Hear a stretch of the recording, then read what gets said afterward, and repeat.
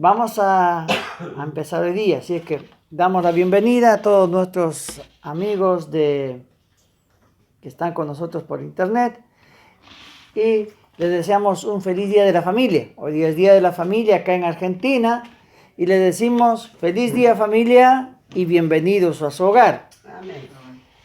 Y es que evidentemente en estos tiempos que venimos soportando en nuestra sociedad, ya no tenemos los valores de familia y de hogar, se han perdido. Y siempre hemos querido entender qué es ser familia y qué es tener un hogar, ¿no? Una familia, evidentemente, definido por la academia, es un grupo de personas vinculado por un lazo consanguíneo. Es decir, una familia es aquella que tiene, vamos a decir técnicamente, un ADN que lo vincula a través de la sangre. Es decir, familia es un papá, una mamá se juntan, tienen un niño y ese vínculo lo hace familia, ¿sí?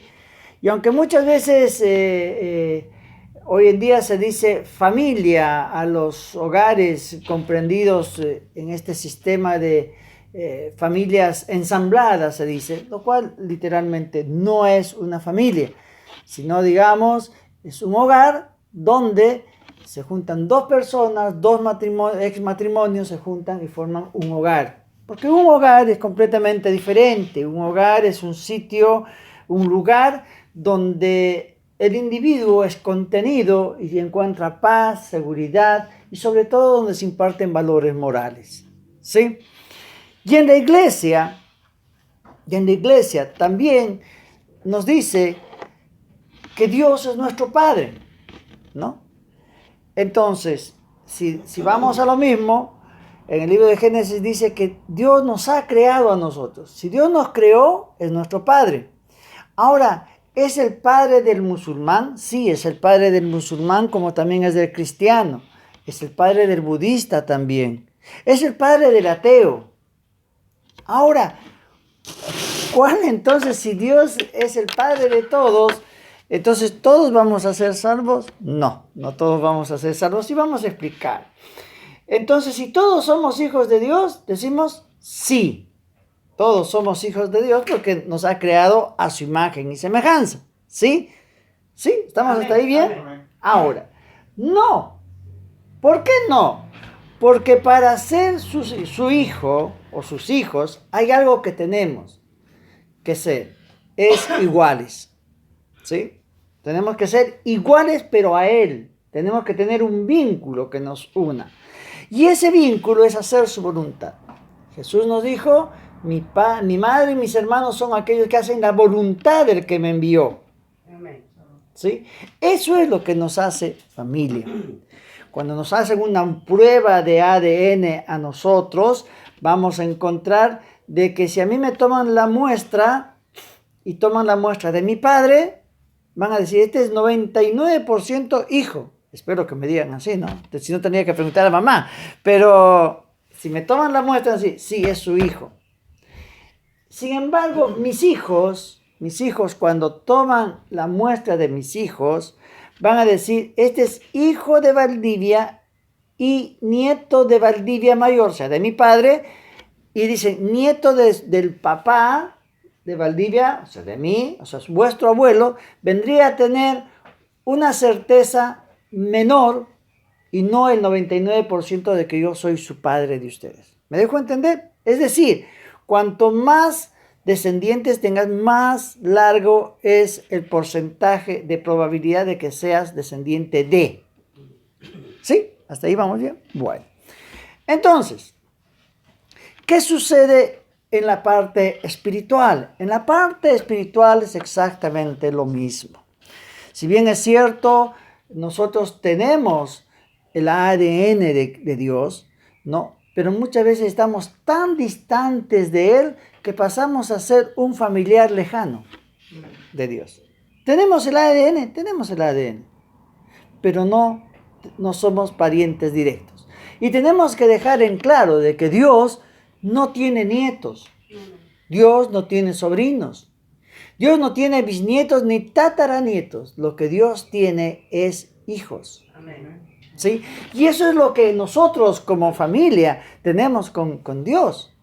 Y eso se consiguió solamente a través del vínculo que nos une, que es la sangre de Cristo Jesús derramada en la cruz. ¿Sí? Solamente puedes ser parte de la familia de Dios cuando tú renuncias al pecado y recibes esa transfusión de sangre perfecta, que es la sangre de Cristo Jesús derramada en la cruz, por la cual nosotros recibimos el perdón de los pecados, por la cual nosotros somos lavados de toda nuestra iniquidad. Solamente a través de eso podemos ser considerados hijos de Dios. No hay en otro salvación, dice la palabra, sino en Cristo Jesús, nuestro autor y consumador. ¿Sí? Él es nuestro Dios. Solamente así podemos ser hijos. Hoy en día, como les digo, no hay familias. Hoy en día las familias, lamentablemente, las familias modernas estoy hablando, ¿no? Hombre con hombre tienen un niño, no es una familia. Puede tener un hogar ese chico, sí. Puede tener un hogar donde le van a dar valores morales, principios morales, si es que se lo dan, ¿no? Va a estar contenido, va a tener alimentación, pero eso no es una familia, ¿sí? Aunque muchas veces nosotros, es mi familia del corazón, puede ser una familia del corazón por el afecto que puedes tener a la persona, pero como les digo, para lo que es científicamente comprobado, solamente es familia aquel que tiene un vínculo sanguíneo, ¿ok? Y lo que sí hay, vamos a poner, si es que hay realmente, son hogares. ¿Sí? Hay hogares. ¿Y nuestra familia cristiana tendrá un hogar? ¿Qué dicen ustedes? ¿Cuál será el hogar de la familia cristiana? Chan, chan, chan, chan. A ver, ¿cuál será el hogar de la familia cristiana? La iglesia.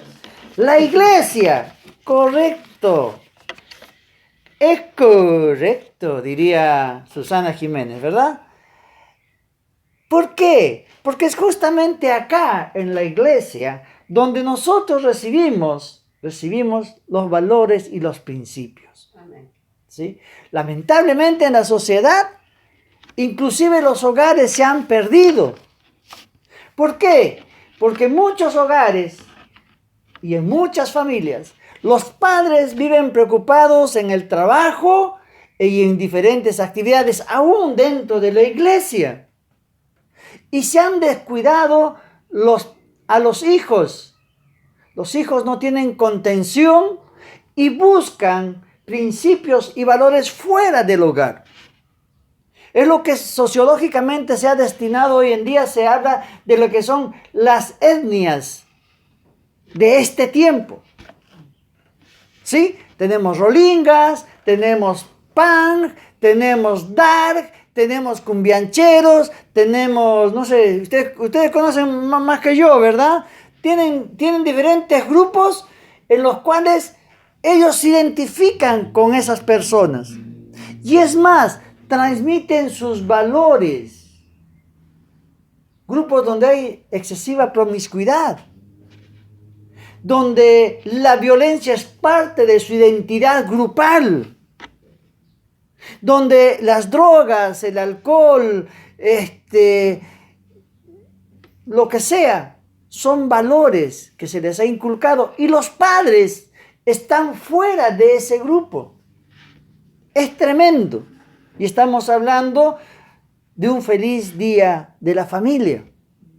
Pues familia no solamente es el vínculo de sanguíneo, vuelvo a hablar, sino también los principios que uno le transmite a las personas.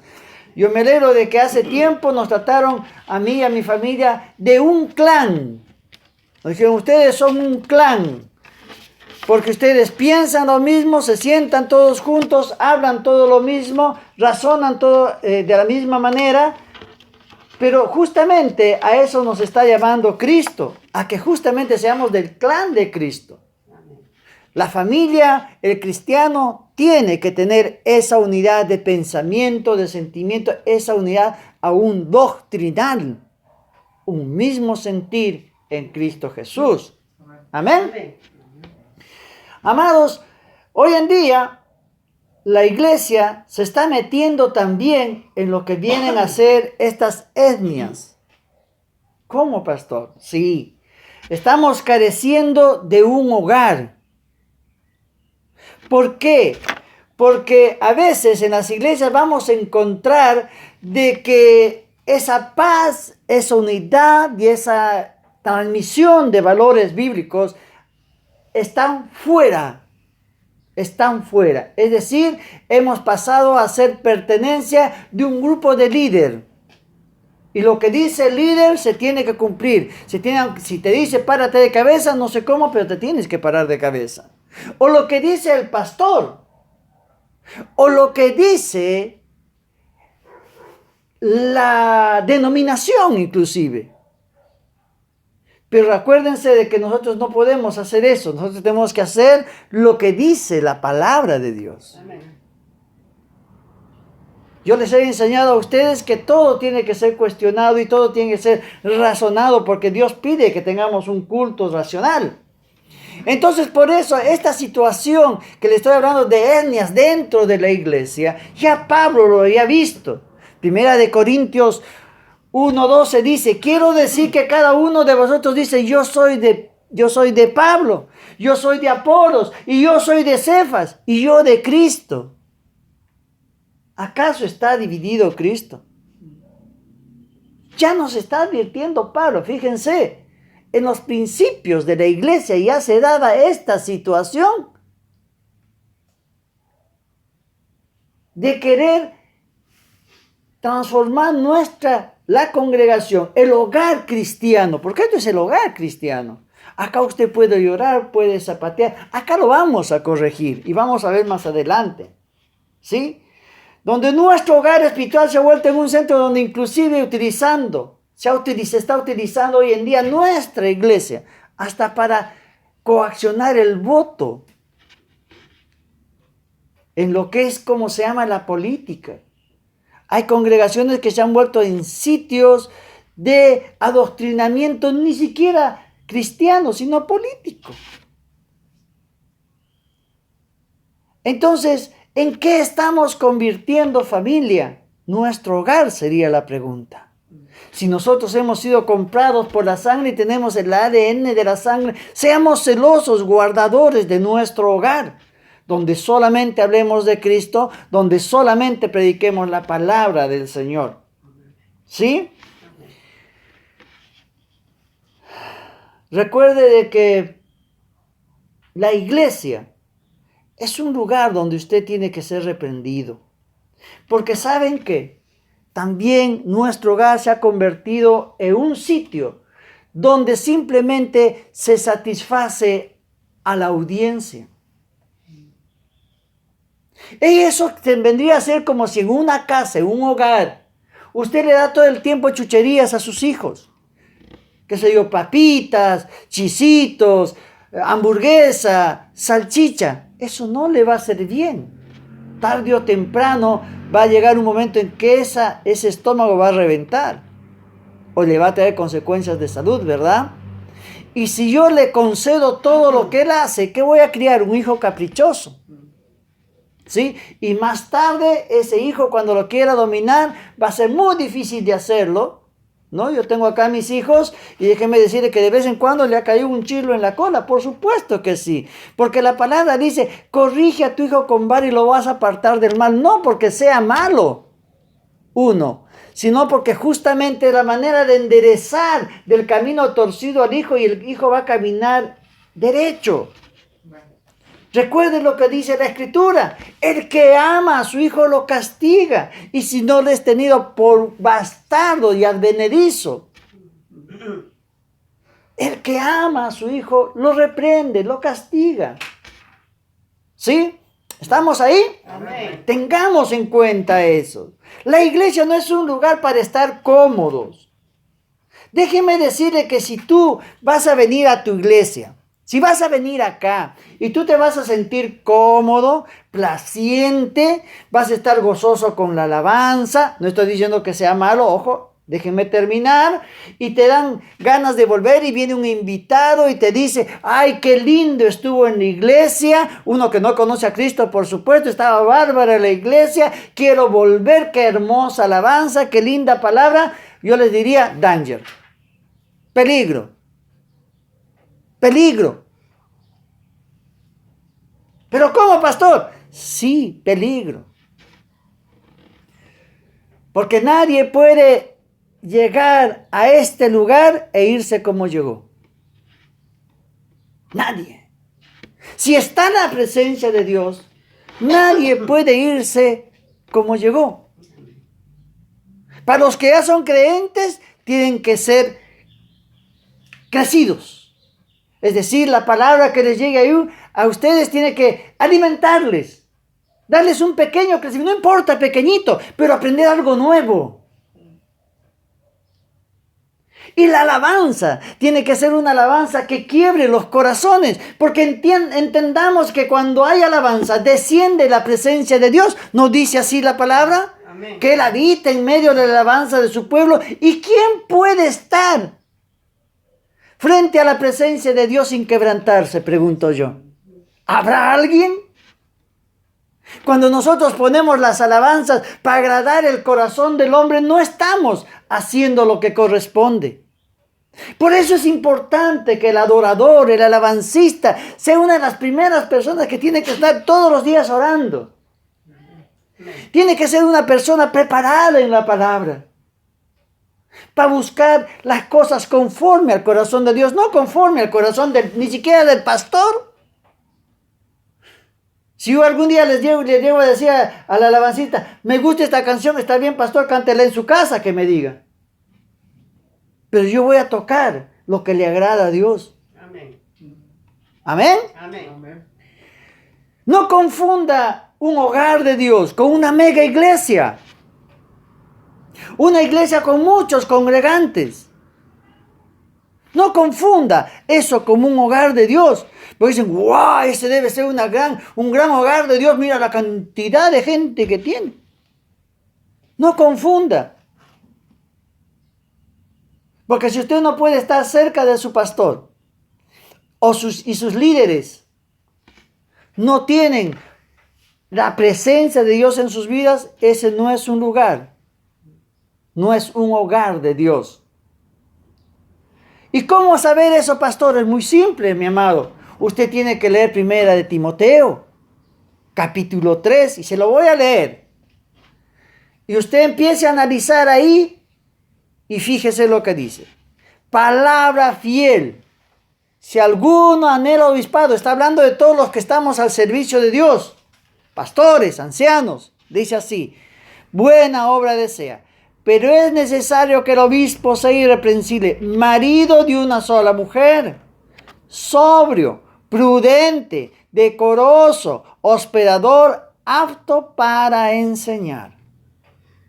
No dado al tinto, no pendenciero, no codicioso de ganancias deshonestas, sino amable, apacible, no avaro. ¿Está tomando en cuenta esas cosas? Y acá viene un conflicto. Que gobierne bien a sus hijos. Que tenga a sus hijos en sujeción con toda honestidad. Pues el que no sabe gobernar su propia casa, ¿cómo cuidará de la iglesia de Dios? Amado, si yo no los cuido a mis hijos, no puedo pretender cuidar a mi iglesia. No un neófito. Que no sea que envaneciéndose caiga en la condenación del diablo. También es necesario que tenga buen testimonio de los de afuera, para que no caiga en descrédito ni en lazos del diablo. Fíjense los créditos, fíjense lo que está hablando ahí la palabra. Que no solamente sea bien visto el pastor en la iglesia, sino que afuera no diga, no, ese es un chanta, ese vive del diezmo y de la ofrenda, ese es un esto, ese es un aquello, ese nunca cuida sus ovejas, ese lo vimos con la secretaria, con la vecina, con la cuñada, su mujer la deja, se va. Hermanos, es el testimonio de la persona. Todos somos vistos. Entonces no corresponde. No corresponde que los líderes, las cabezas de la familia en la tierra, carezcamos de estos créditos. Y tu hermano, un diácono, ¿qué dice? Debe ser honesto, sin doblez, no dados a mucho vino, no codiciosos de ganancias deshonestas. Así que acuérdese, si usted ve una iglesia donde dice, traiga su llaverito, ponga una ofrenda, Dios lo va a bendecir, huya de ese lugar. Porque esa es una ganancia deshonesta. Porque estoy jugando con lo que Dios me ha dado. No funciona así el evangelio, amados. La familia de Dios está basada en la fe. Y en ganarse el pan con el sudor de su frente. Eso es lo que manda Dios. No ganancias deshonestas. No vivir del prójimo. Ya en Tesalonicenses Pablo nos advertía de esa gente que vive de la iglesia. Y antes en Tesalónica vivían los hermanos, ahora viven los pastores de la iglesia. No digo que el siervo no tenga que recibir un jornal justo y honesto. No estoy hablando de eso, sino de aquellos que abusan de la iglesia para obtener ganancia deshonesta. Porque si yo predico, es justo que yo reciba una retribución, ¿sí? Pero no que yo exija más allá de lo que corresponde. Yo no puedo vivir en pompas, en castillos y palacios, tener 4 o 5 autos y mi hermano que está sentado ahí no tener para comer. Eso es ganancia deshonesta. Pablo nos enseñó cómo es una ganancia honesta. Cuando él recibía sus diezmos y sus ofrendas, era para ayudar a las viudas y a los pobres de la iglesia. ¿Cuántos siervos ha visto usted que haga eso? El que no hace eso no es familia de Dios. No es un hogar de Dios. Es como que si yo tuviera acá en mi casa, tuviera abundancia, y yo miraría a uno de mis hijos que le está faltando zapatillas y yo me compro 4 pares de zapatos. ¿Y a mí qué me importa mi hijo? ¿Qué dirían ustedes? Estaría mal, ¿verdad? Pues exactamente a eso se refiere. Porque un hogar de Dios es un sitio, amado, donde el Espíritu de Dios se manifiesta. Eso es un hogar de Dios. Y no estoy hablando de griteríos, me zumba la bazuca, me suda el sobaco. No estoy hablando de hablar pavadas, mis hermanos. Perdónenme.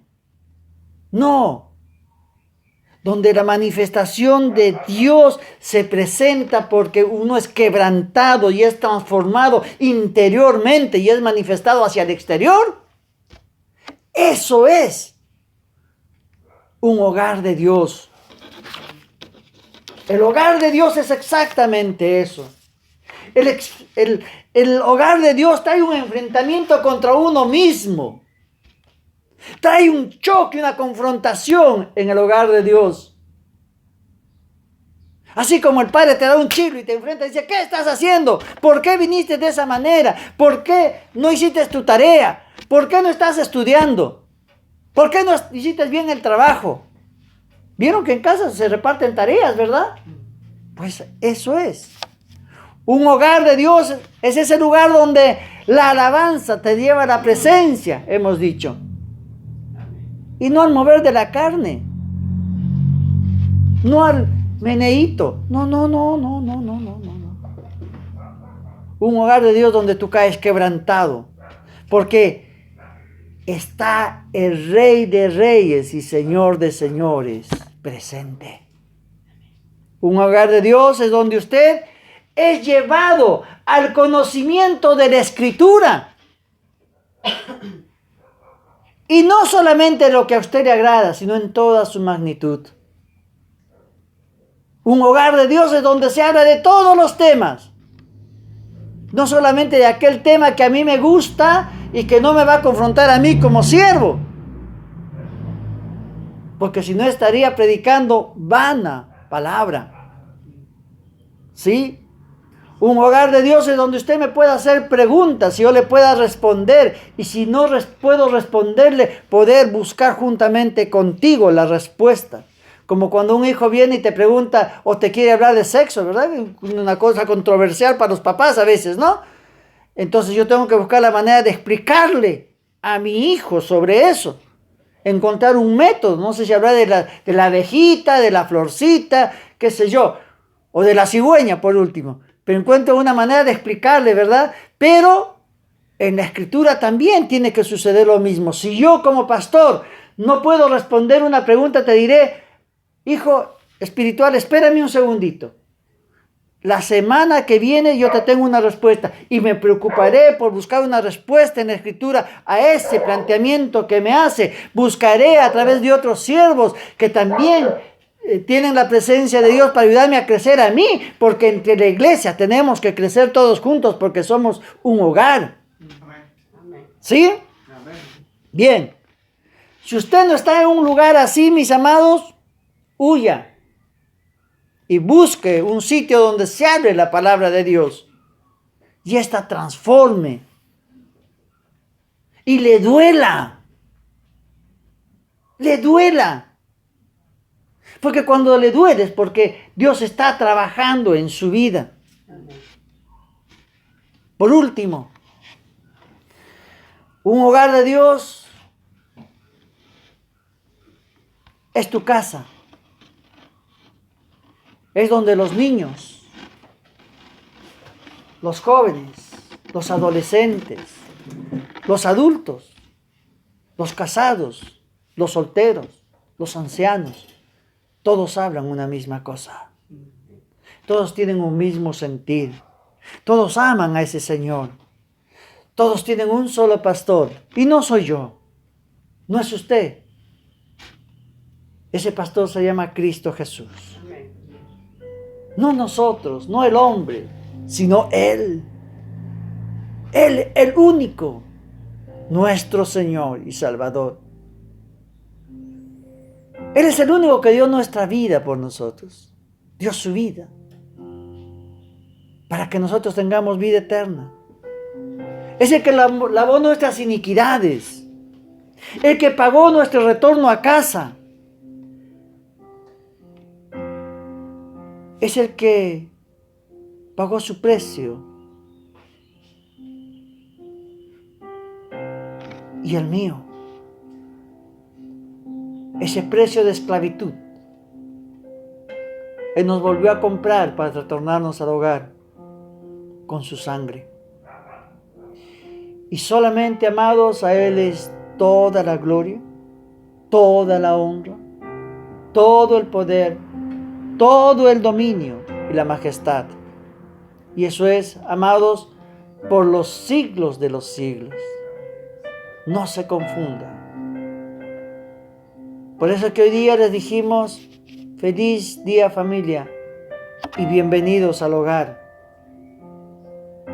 La idea de acá es de que esto sea un hogar para ustedes, donde ustedes reciban un chirlo en la cola, pero también reciban mucho amor de parte de los siervos de esta casa y sobre todo de parte del Señor. Amén. Que el Señor los bendiga.